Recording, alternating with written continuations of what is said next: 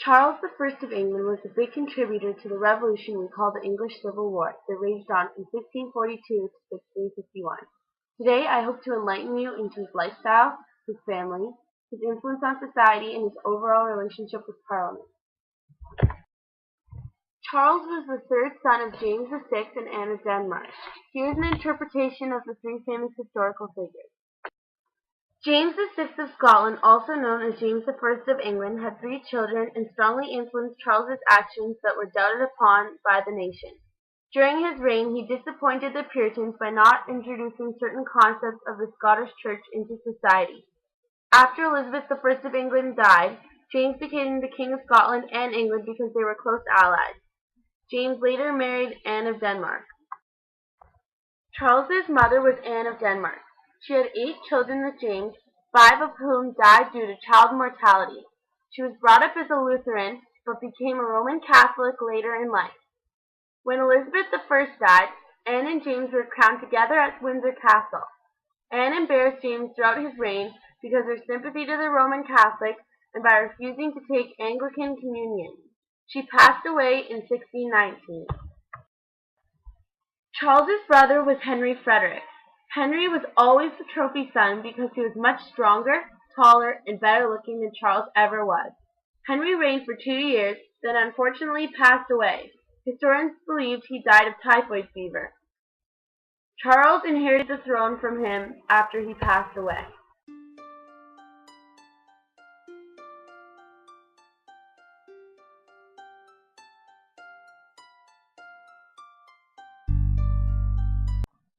King Charles I was born on November 19, 1600 at Dunfermline Palace. As a young boy for several years he had to live in Scotland with friends of his parents because he was so tiny and often very ill. When he was 3½ he was strong enough to make the journey to England to rejoin his family, and that's what he safely did. Charles ascended to the throne after his brother Henry passed away in 1649, succeeding his father James VI. On February 2, 1649, Charles was declared King of England at Westminster Abbey. Charles married Henrietta Maria of France and had 9 children. Charles loved extravagances in life, which consequentially was his biggest downfall. Throughout the almost 24 years he reigned, he was almost always in deep debt. Charles was greedy, but was clever in the way he extracted money from the people, but weak lives can only hold out for so long. Charles and Henrietta got married on May 1, 1625.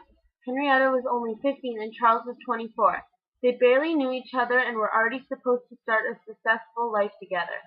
Henrietta despised the Duke of Buckingham, Charles' favorite advisor, and Charles didn't like how strong her Catholic beliefs were.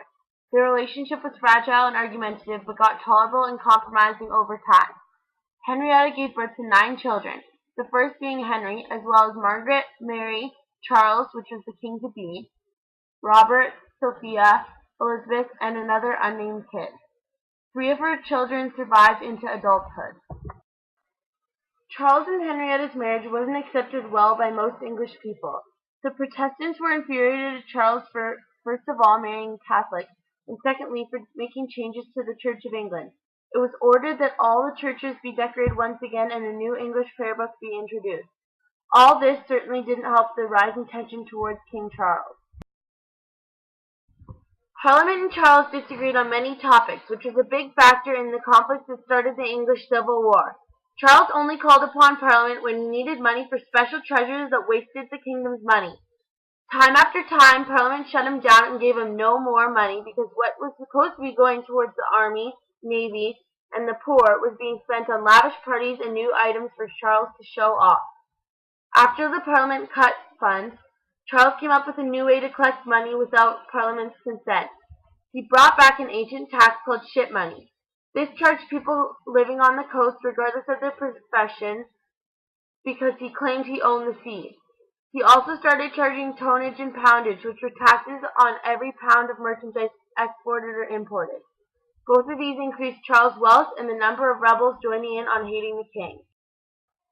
After Charles abandoned the idea of ruling with Parliament, he ruled 11 years, making all important choices on his own until he called Long Parliament. Charles seemed to think he would catch a break and be able to pass financial problems by doing so. This Parliament was also opposed to the king's ideas. This put Charles in a very difficult financial spot. Charles had extreme issues to deal with once Oliver Cromwell stepped in to try to save England. Oliver Cromwell was an Englishman who was part of the Parliament of Huntingdon. He was a Puritan after going through with a religious conversion and strongly believed that God was guiding his victories. He was a consistent fighter in the English Civil War for the Roundheads. The Roundheads' purpose was to fight Charles's cavaliers to defend Parliament and restore England. After a very bloody battle costing many innocent people their lives, the Roundheads won and Cromwell put a death warrant on King Charles. This led to the beheading and humiliation of King Charles I of England. Charles believed in the divine right of kings, which upset and went against Parliament. The divine right of kings is a doctrine of royal legitimacy, stating a monarch is subject to no earthly authority and can rule straight from the will of God. Going against Parliament later proved how bad of a choice defying what's right is.